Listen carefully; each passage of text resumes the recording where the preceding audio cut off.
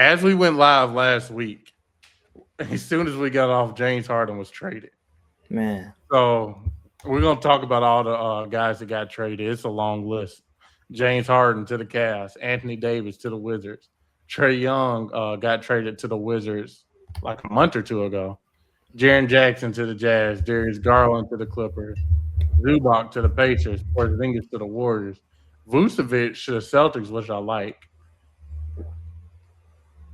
Kobe White to the Hornets, Anthony Simons to the Bulls, Kaminga to the Hawks, CJ McCollum to the Hawks, Jared McCain to the Thunder, Bennett Mathurin Benedict to the Mathurin, Clippers, yeah. Luke Kennard to the Lakers. But you know where I want to start with? I want to start with Giannis because he did all that.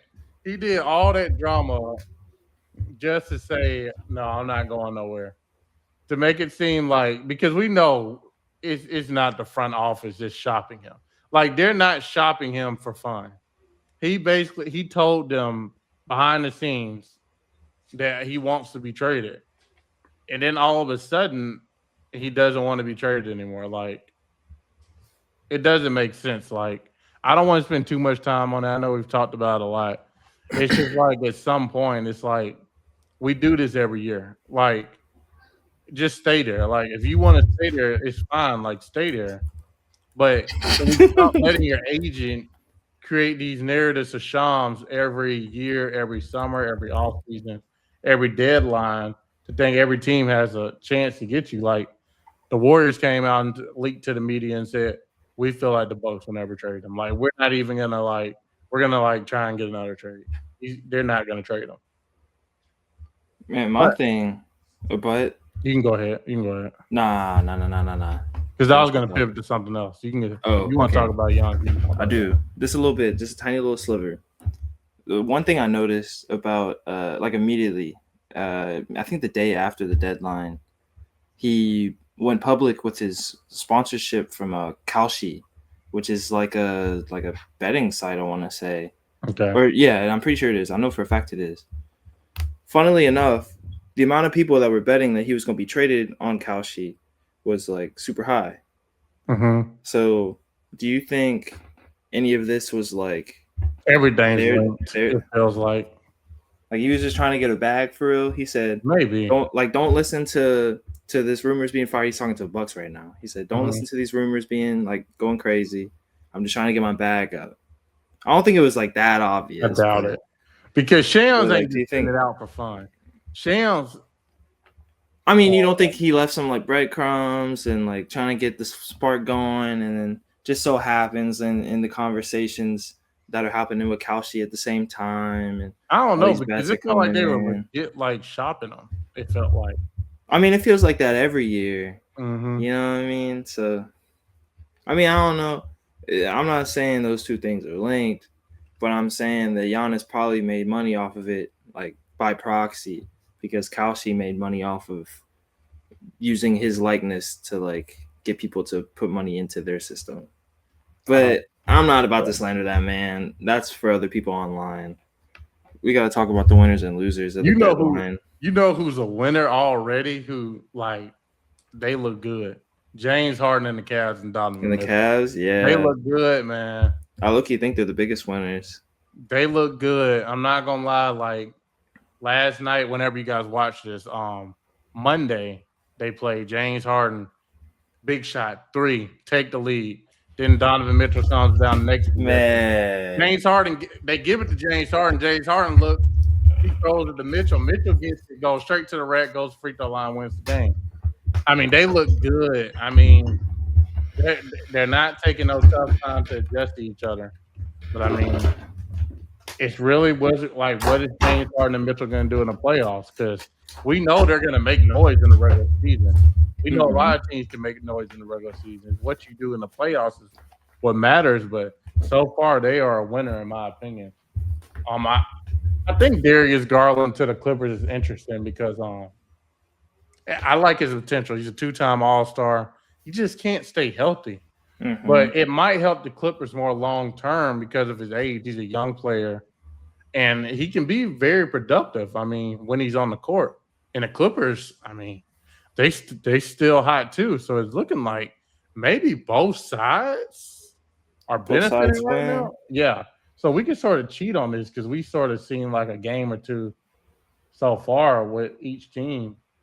I mean, I think you could say the Wizards are winners, not just because they got Anthony Davis and Trey Young on their team, but because a contender could want Anthony Davis down the run next year or in the offseason or Trey Young, and they can ship both of them to get more draft capital, draft picks, and more younger players in return. I don't think their plan is to compete with Trey Young and Anthony Davis.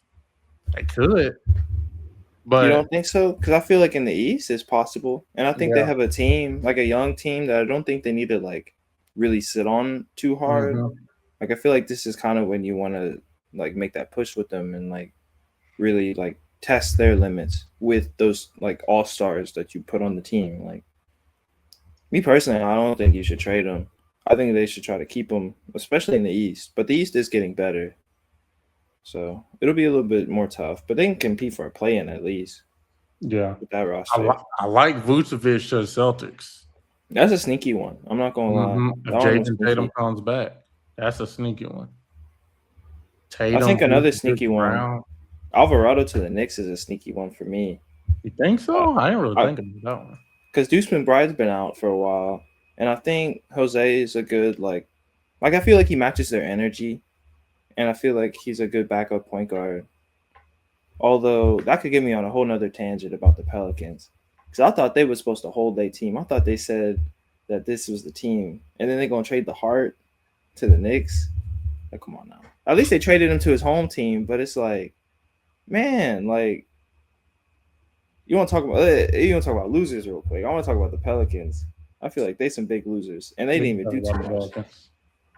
Not even too much. I ain't gonna get too much into it. That's what Tonyo talk is for. But I don't know. I don't. Okay, let's talk about.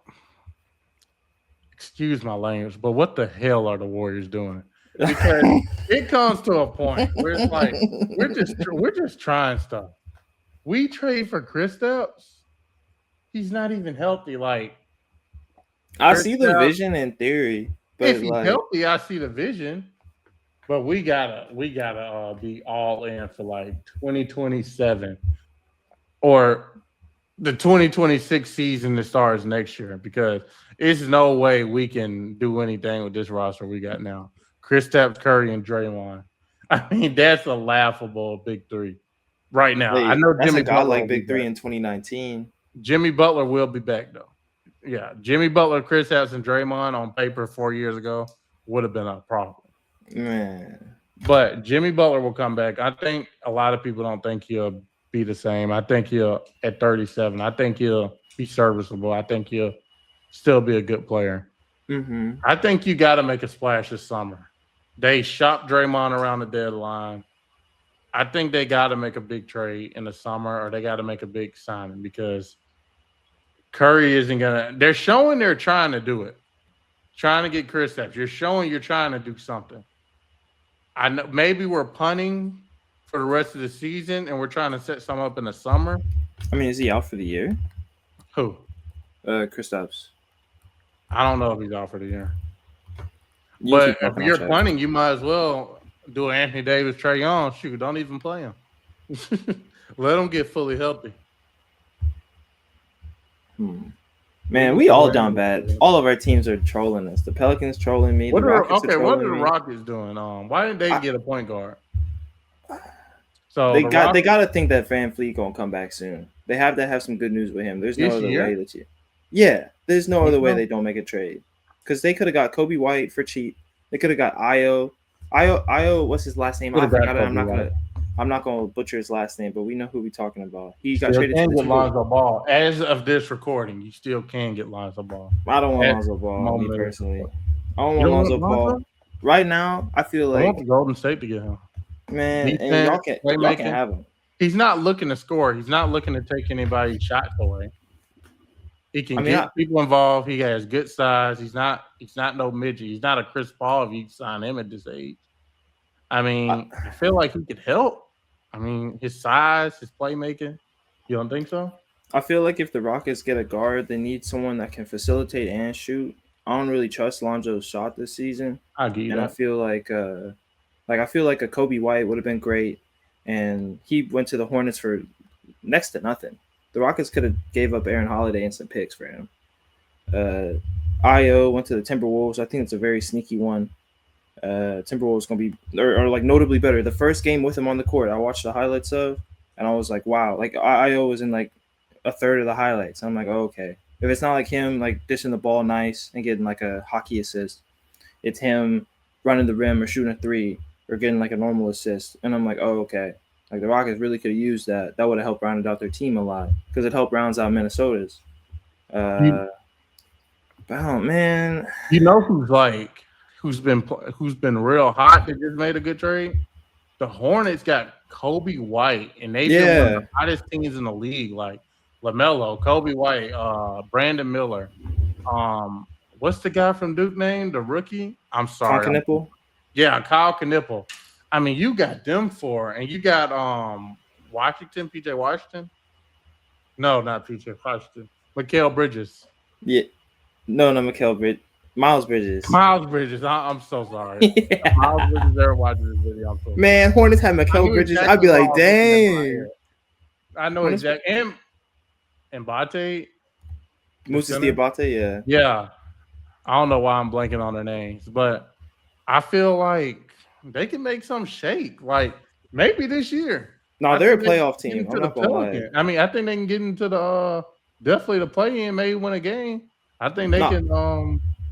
Think they can sneak in the playoffs. Like, what are they in the East right now? I think they're just getting in the playoffs, like period. Like, yeah, I feel like they're just gonna be. I feel like they're gonna be like a 5-6 seed at worst. Mm-hmm. I see that now. Like they're hot or whatever. They just lost too, but it's like they lost to the Pistons, the number 1 seed, and did you see that fight? Yeah, man, that was so funny. Because Jalen Duren was low-key trolling him like right before that too. So that's what really like popped it all off. And then, man, Miles Bridges in there trying to jump him. Isaiah Stewart said, said no jumping. He's always trying to get in the mix. Man. Okay, last thing we'll talk about. The Grizzlies. They're in full rebuild mode now because they say nobody wants Ja. Man, because I was about to say there's no way they in full rebuild mode if Ja's still there. But there's no way a team doesn't want Ja though. They said it's his off the court issues, his injuries. He's not developed his game. I think he's shooting 20-something% from three. Right, so, yeah. Like one of the worst in the league. Like they say he's one-dimensional on offense. They say like his value is horrible. They say everybody around the league knows he's immensely talented. They know how talented he is. It's just the stuff that comes with Ja, the off the court stuff, let alone. But his game isn't evolving. Like you're not getting somebody that's going to space the floor more. You're not getting somebody that's 6'6", 6'7", that's elevating your team on defense. Like you're getting, should I say a worse version of Trae Young at this point? I feel like that's an unfair comparison to Trae Young because at least with Trae, this isn't Ja slander, but at least with Trae, I said worse version. Like, oh, isn't like the situation? Yeah, a worse version of the Trae Young situation because they both can't play. I started comparing the players. I was like, because Trae Young can shoot. Yeah, Trae Young can shoot. He passes it better. He's one of the better. Like he's one of the best passers in the league. Mm-hmm. I wouldn't say his defensive effort's that crazy, but he makes up. It's kind of like a Luka situation and a Harden situation. But at least with the thing about Ja is his number one quality is something that depreciates with value as you get older. Usually, like that was Russell Westbrook's. I wouldn't call it an issue per se, but that was like the thing about his game and how it's like watching him evolve has been like so like particular and peculiar because his number one thing was like his athleticism, and that's something that you lose over time. Like you can maintain it, but like you're not going to be jumping the same way unless you're like LeBron, and even then LeBron doesn't jump the same way he did at 25, 30. So it's like, I don't know. It's like if you get Ja, it's like you have to go now because if he's not shooting good and he doesn't play defense like as well as most teams would want, like let's say like a Houston who didn't make for like any point guard trades. If a team like Houston wanted him, he would need to be shooting at least like 35% from three for them to even entertain the idea. but it's the fact he's having career lows. And I feel the off the court issues. I mean, it's all right. I would say it's more like his mental than like the issues themselves. I feel like really and truly, well, you know what? Maybe NBA executives care that he exercises his Second Amendment and shows it off on Instagram Live. But I feel like more of it's like the early in the season, ask the coaches. When he was talking about that, it's like, ask coach why I wasn't playing, why this, why that, like all that kind of stuff. Like saying that just casually and just like letting, I wouldn't say letting the mask slip, more like letting the fourth wall break, I guess, something like that. Something like that. You can't be doing that. That I feel like kills his like value. I feel like that's why no one would probably want it. But I mean, what do you do about that? Like I don't know. That's hard to fix. So they're in full rebuild mode. They trade Jaren Jackson to Utah, who we're going to now. What is Utah doing? They have Jaren Jackson, Larry Marketing, Keontae George. I know Walker Kessler's hurt. Why are they tanking? I'm so confused. Like, help me out. I know you're a basketball wizard. I'm more of a football wizard. So maybe you can help me figure out why is Utah tanking? Because they're not even like playing them in the fall. Like it's an obvious tanking job. Like it's like sad to watch. Like it's like really weird because you trade for Jaren Jackson. Why trade for him if you're not going to compete? Like this is a guy that makes a lot of money. Like this isn't a guy that's on like making $10 million. Like this is a guy that's making a lot of money. Like let me pull it up. Larry Marketing in the fourth quarter, 0.0.0 minutes. Jaren Jackson in the fourth quarter, 0.0.0 minutes. Then they still won. Yeah, that's the worst. That's the worst part. You don't play Larry Marketing. You don't play Jaren Jackson. Them two combined, they're making around $700 million. And you don't play them in the fourth and you still win. I mean, I don't understand. Your tanking is obvious. You did it the last couple games. All this is they're obviously going to do something about it in the offseason because it's embarrassing. Like you're going out there, you're not playing your stars. They're just on the bench sitting, and you still won. Like I'm just confused. I don't understand it. The only thing I could think of as to why they are is because they don't have to pay anyone and hit any like salary walls next year, and this draft is so good that it's worth it. They have their own lottery pick. They have their own pick. I'm gonna confirm their picks. You would think so because I'm not tanking. The way they're playing. I mean, that's why New Orleans ain't really trade nobody, because they ain't got no pick next year, so they might as well try to compete. But yeah, I guess so. They might as well have their own pick. Utah's doing the exact opposite. Let's see. Next year they have a top 8 protected first round pick of their own, and that's all they got in this year's draft right here. Yeah. Okay, yeah, I would think so. So they're trying to stay within that top 8 so they can keep their pick, probably, if I had to guess. Maybe that. Hear me out real quick. Maybe come draft time now, if they want to really get freaky, they can trade Jaren Jackson or Marketing for a lottery pick, and they could have 2. Or they have a first-round pick. Let's say in a lottery they fall at 4. You can trade that 4th pick, and you could trade Marketing for the first pick. I'm just saying. 4th pick and Marketing for the first pick is crazy. It's a generational draft. I'm just saying. If we want to get freaky, no, that's too. That's the type of assets they have with that talent. Jaren Jackson, Marketing, and Keontae George and Ace Bailey. They got some talent to move around. They want to get up to number 1 and number 2. They can do it. That's too much. I feel like that's too expensive. It is too expensive, but we're talking about a draft. That's Lauri Markkanen's like a winner. He's like a leader. Like he is the leader of his national team, and like his national team is good. Like he carries them, carries them. Yeah, I guess you could say that.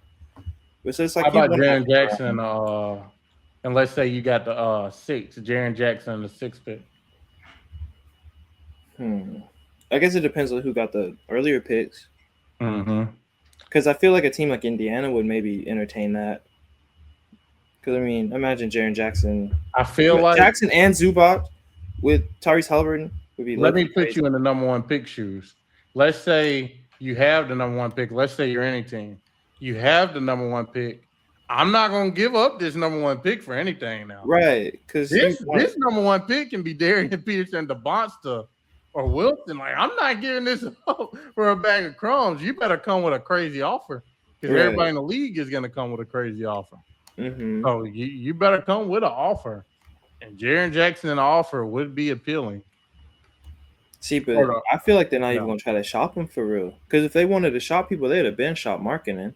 I feel like they're Yeah. actually trying to like play and win now. Because like the organization, Maybe. like after they traded Donovan Mitchell and they were kind of like stocking up or whatever, Keontae George is going to be a restricted free agent after next season, and They they're better gonna not let him get away.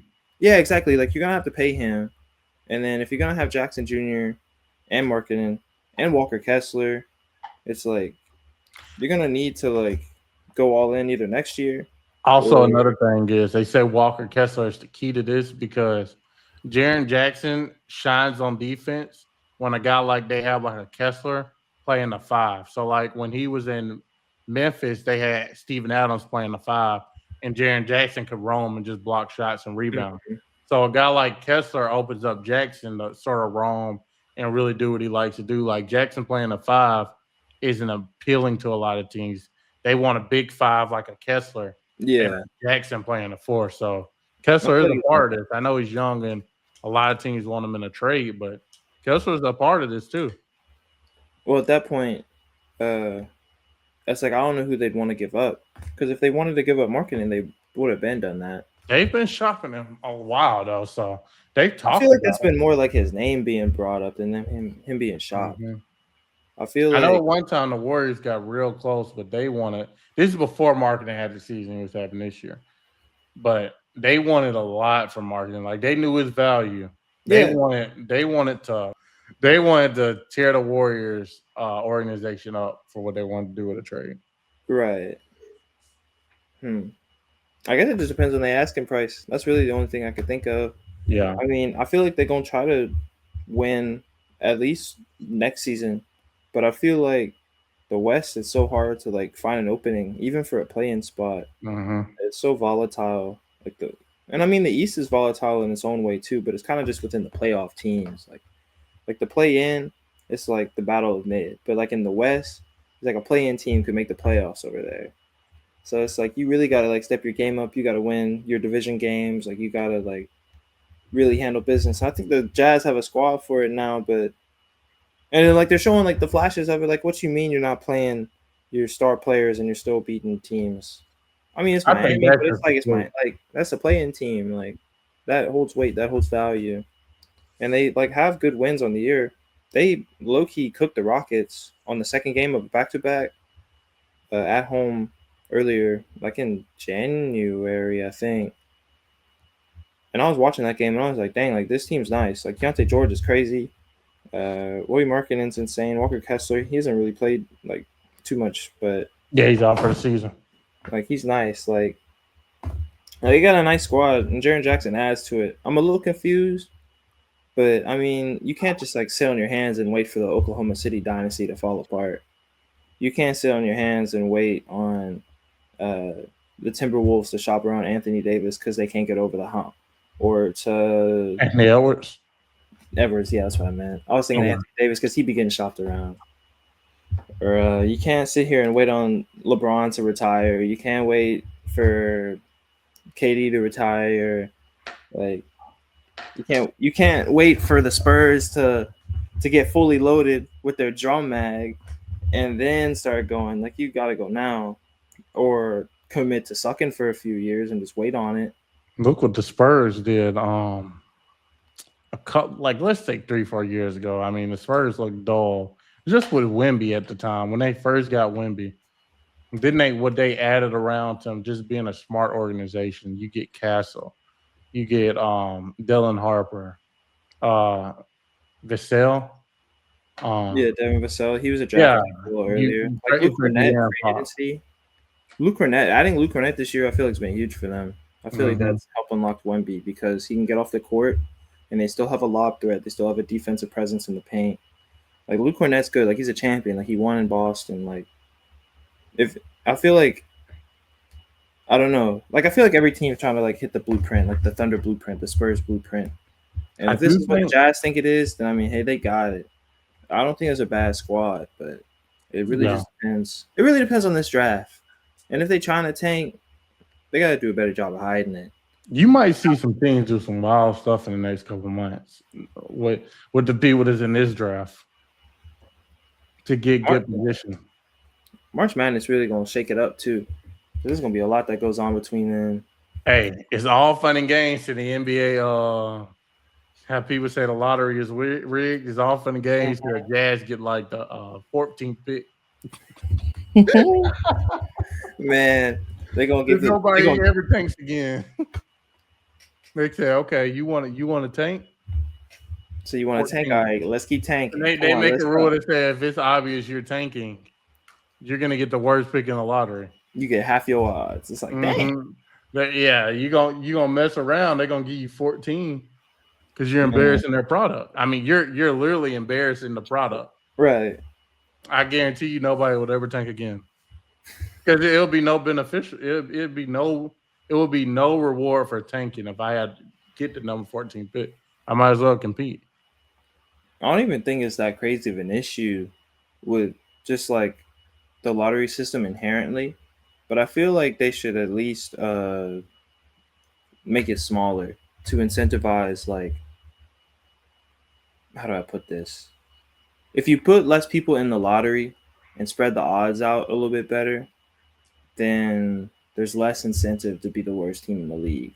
Like you should still be trying to compete, trying to make money, trying to win, because like of course, like that's the whole point of this.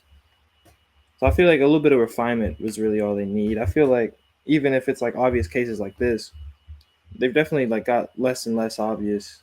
And I wouldn't even say it's an obvious case, but I mean not playing Jaren Jackson Jr. the entire fourth after trading for him is crazy. That's the most obvious one that's happened so far this season. Which is kind of funny because Keontae George had like a 0-point game. He had like 8 turnovers against the Rockets. Or it is something stupid like that. And people were like, whoa, what are they doing? Like they rigging some, like who was placing bets? Like people was like making jokes about it or whatever. So I think it's funny it's all coming back to the Jazz. I'm a Jazz hater, so I don't really care.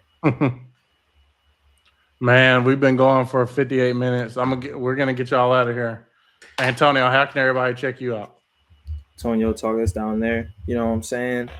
Got some things cooking. Been a little bit busy, but I got some things I want to share, so I'm gonna share them here soon. How can I hit you up, man?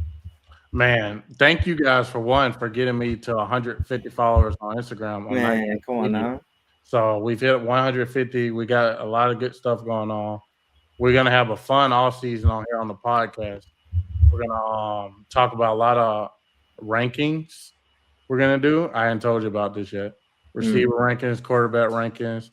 We're probably gonna do a lot of off season predictions, off season go over schedules. We're gonna go over a lot of stuff, and like we just thank you guys for the support. And we're gonna have a lot more content coming out soon. A lot more player interviews, stuff like that.